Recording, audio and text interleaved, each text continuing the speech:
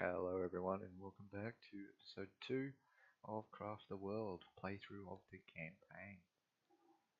Now we're going to continue off from where we left off, and I'm pretty sure this is about where we were. Apologies to those who watched the other episode that I put out. Apparently there was a problem with my microphone. I've rectified that situation now and we should be able to move on. Now another thing that I've done is instead of playing the video in times 6, I think it is, I'm just going to set times 2, make it go fast but not too fast so that I can actually catch things and tell you exactly what's going on. Like, for example, I missed putting the pets down. I didn't even notice it because it happened so fast. So things like that, when you're going as fast as possible, it really is hard to pick up on those tiny little things. So the gameplay, what I'm doing now is I'm just setting the landscape up so that it's just dirt. Obviously there's some items there. I want them to pick them up as fast as possible. Dig that in, there we go. So I make it all dirt. One of the biggest reasons for that is it's quicker and easier to mine the trees, that is. Cut them all down, get them back as fast as possible. The dwarves spend longer going over terrain than they do just walking in a straight line, obviously. So it is just a lot easier to make the land flat, and it also increases my control of the rest of the map when it comes to creating shafts and digging in different directions. And yeah, I can really go from there on that situation. It just sets the standard. I want to keep everything in my OCD frame of mind. I want shafts to be 2 tiles wide, and starting from the top, if you get rid of all the land, make it all dirt so the trees only grow, or a tree has a 100% chance to grow, and then you just start digging downwards level by level. There is an argument for whether or not it's the most efficient way to play, but it can be beneficial in that you find more coins. That's about the only argument, because you can get coins from anything really.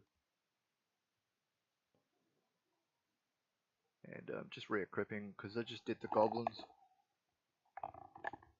and killing the goblins, as I pointed out in the first video, was you get these level 3 bows, and those level 3 bows are great. I've dug out that little area on the second tier of my base for the pets when I get them, which should be pretty soon. I should be up to that tech tree now, actually.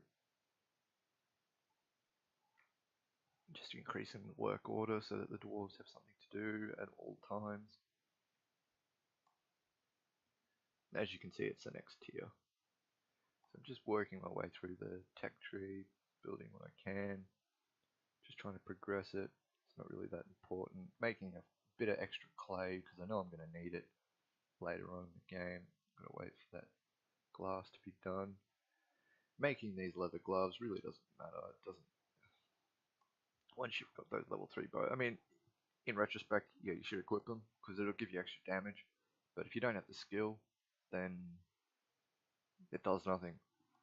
So, and I'm not going to spend gold on getting extra books to increase the archery on all of the dwarves, because when they only spawn of one of a couple of different abilities, and if you're not prepared to spend gold coins on books, then you're not going to get the archery skill. So I don't want to do that. Obviously, I've made it abundantly clear I'm going for Tesla coils. All my gold coins at the start of the game are going for Tesla coils. Now, right now, I'm absolutely certain that I'm working on getting those pets out as fast as possible before the next wave, because they will really help in making the wave easier to deal with. Just going to cast this ability just to give me a little bit of experience. Didn't give me enough. Cast it again. Cast it again. Almost there.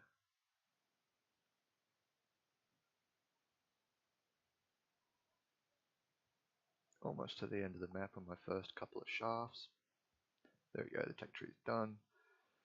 Build a bunch of crap, because this tech tree really is just crap. I've heard traps are really good, and they are, especially in multiplayer when all you really get is wood. In multiplayer, you don't really get a lot of ore, you don't get a lot of dirt, you don't get a lot of cobblestone, you don't get anything really. You get a lot of wood though, and that tech tree is probably one of the best tech trees for the multiplayer. Now that I do have the pets unlocked, first things first, I'm going to set up my Tesla coil platforms.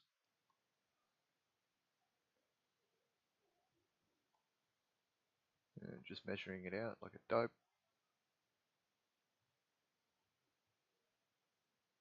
So you want them to be 3 high off the ground. That's to stop, like I said, only 3. Oh, I don't think I said it because I've done multiple videos and this is my second attempt. The skeletal warriors, the ones that have shields, they spawn in groups of 3, or at least from what I've seen. And so if you build 3 high off the ground, then there is, if you kill one of those skeletal warriors, there is an absolute 0% chance that anything will be able to get up there, unless thrown up there by the new mob, the goblin giant. Or goblin, I think it's an ogre, but looks more like a goblin.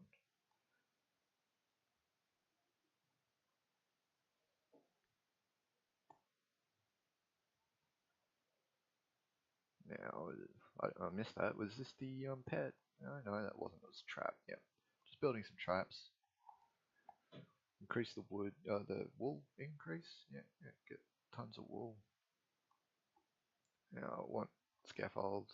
About 50 scaffolds is all you'll ever need, really, unless you're doing something extravagant. 50 is perfect. You can deal with less than that, but yeah, it doesn't matter. I noticed the dwarves were doing nothing there. That's one thing you don't want to do. You want to keep your dwarves doing something, especially when they're well fed. They don't necessarily go through food when they're not doing anything, but they will eventually start to run out of hunger, and you'll have to fix that. Now the pets, you can have 1 pet per 2 dwarves. So right now, as I'm level 10, that means I have 5 pets that I have access to. I just need to build their house, and they will start defending my base, and they are really good. They are really good. You really do notice the difference in the defense, because I'll put it this way, if one of these pets was to attack a monster wave, an entire monster portal, they would survive through it and be able to run away.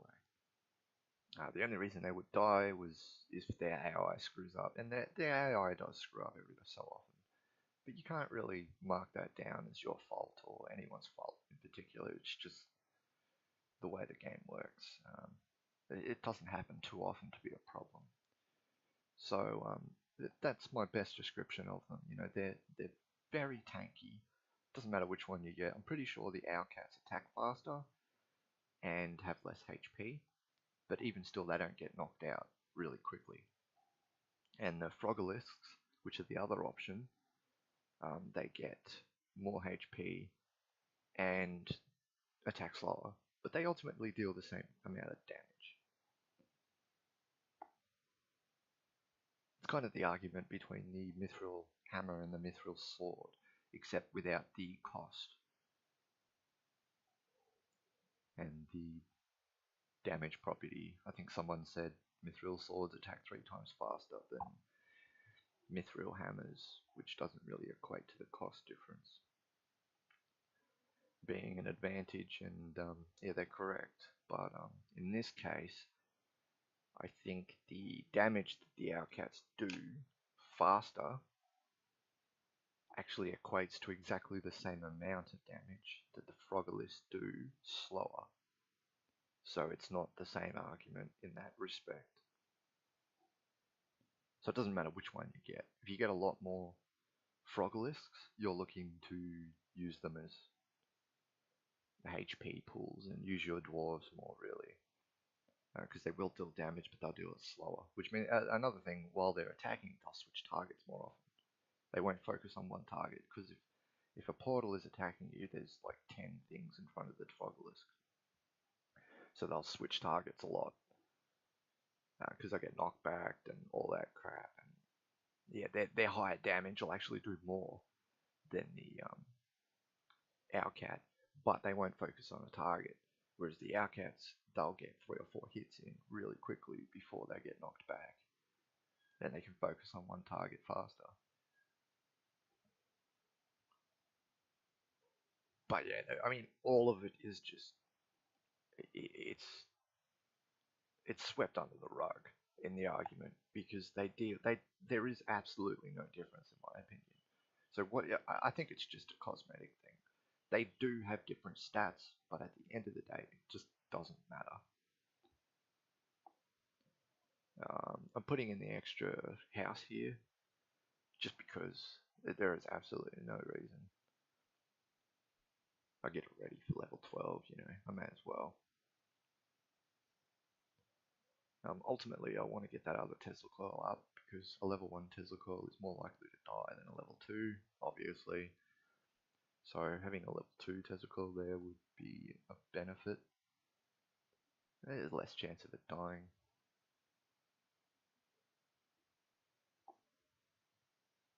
And here I'm just getting ready to put up a crop.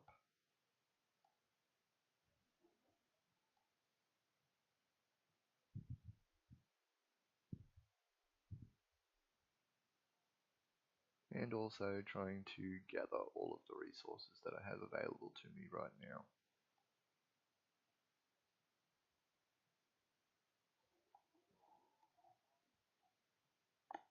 Now, one tip that I can give to everyone is next time you look at my base defense, you'll see that I have trees growing on the ground right outside my door.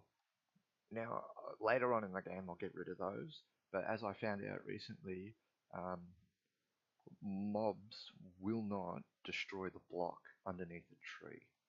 They won't even knock the tree down. So what that means is you can use them as defense. You can build your base really close underground to underneath your door, and in the past, the monsters will actually dig through that and just ignore your door and go straight down. But because you can grow trees there, and just ignore that whole concept. So that's great to know. It's a good tip. I wish I had known that sooner. What I'm doing here is building a dam, mostly just because one of the tech trees that I think is one of the hardest to get through is the fishing tech tree. And the easiest way to deal with it, in my opinion, is to just build a dam, get it over and done with. As you'll see here, I screwed up a bit, put one of the ladders underneath my Tesla coil. It was a big mistake. Almost cost me my first Tesla coil, which would have set me back 20 minutes. I mean, it's easy to recover, but you don't want to have to recover, if you know what I mean. Just don't let those mistakes happen. You should always look at your defense, give it a once over before a portal spawns and just go, oh yeah, that's right, I needed to do that. And quickly get it removed and fixed. So the idea here with the dam is when it rains, water will catch from a tile and leak to the side. And what this means is, as you can see, there's 1, 2, 3, 4, 5 corners. So when it rains, I'll be catching 10 buckets of water in that area down the bottom there. It won't work underwater, of course. So right now, as you can see, only 2 corners, 3 corners are exposed. So I'll only be catching, or 4 corners are exposed. So I'll only be catching 8 buckets worth. No, 4 buckets worth. Yeah. I thought I had to do extra math there. I didn't. What an idiot. But yeah, just putting that lantern there. I don't know. Just because, I guess.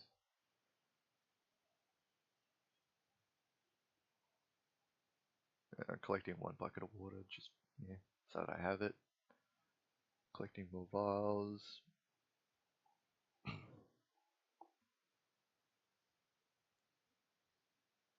And this is where the arguments of what's going on with the developers comes into play. Now, I didn't realize this when I was making this map, but yeah, making the next bed, moving on, then oh, new recipe. Oh, I wonder what this is. Build these new beds, the multi-tiered beds. That's what they're called. Basically, bunk beds. Call them what you will, but that's what they are. Now, the thing is here, these multi-tiered beds, they have like 8 comfortability. I don't know why. I really don't. Now, as you'll see, when I put them down, um, they can stack on top of each other, which is awesome. That is an excellent game design. What's not good at game design, though, is that they are more comfortable than the beds that you build after. So the level 3 beds, there are 4 types of beds. These beds don't really fit into anywhere. They're basically like stackable level 2 beds, but they have more comfortability than level 3 beds, a tier higher than them, which just doesn't make sense. It just doesn't. And they're the only beds that you can stack. You can't make level 3 bunk beds. You can't make level 4 bunk beds. You can only make level 2 bunk beds. Which just doesn't make sense. I mean, if I was a game designer and like, oh yeah, people love new items, I'd put 4 new beds in, 4 bunk beds. You can have the leaf bunk bed. You can have just suggesting things here. I just don't understand. So I haven't realized yet that those multi-tiered bunk beds, I'm doing the Austin Powers quotation marks there. I haven't realized that they are actually really good for comfortability in your house. Yet, I haven't even put them in yet.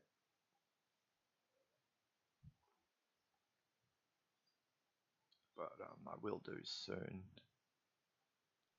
There you can see those trees growing right there. If I can bring my mouse onto the screen, you can see my mouse. What they'll do is the monsters will come along and they will not be able to attack this block here.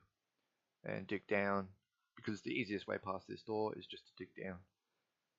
This has less structure HP than this door does entirely.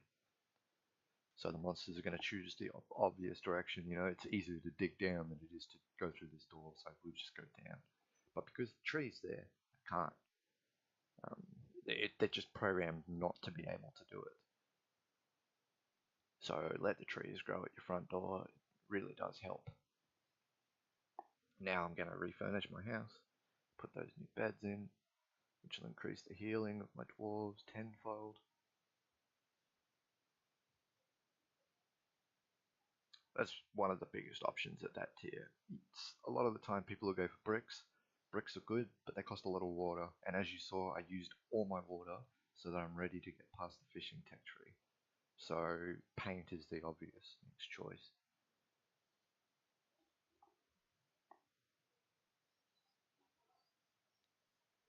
Holy crap, it's got a comfortability of that. Yeah, which is more than that red bed. It just doesn't make sense. But anyway, I get frustrated over a bed. I still don't understand it. Just doesn't make any sense.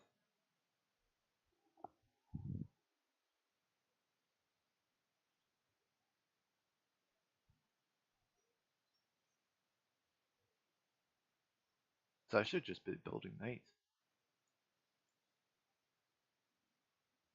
I haven't noticed that my dwarves are hungry yet. Oh, there we go. Yeah, I noticed. So using that 2 food strategy again. Doesn't matter what food there is, as long as there's 2.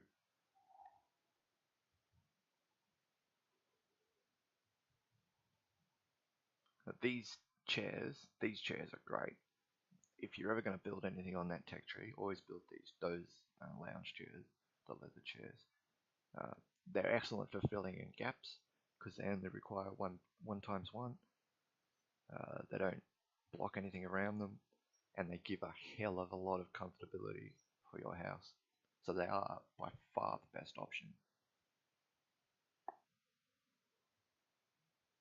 And this is what I'm talking about. Why would I put these beds up the top here when I can use these lower beds? I still haven't realized that for some strange reason they have more comfortability.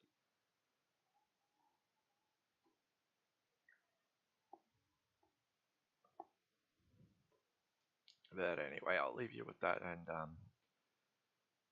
yeah, I was going to make this a 30-minute episode, but I'm going to leave it at that and just go with 20 minutes. It's a lot easier on people and on me. And I'll see you on the next episode.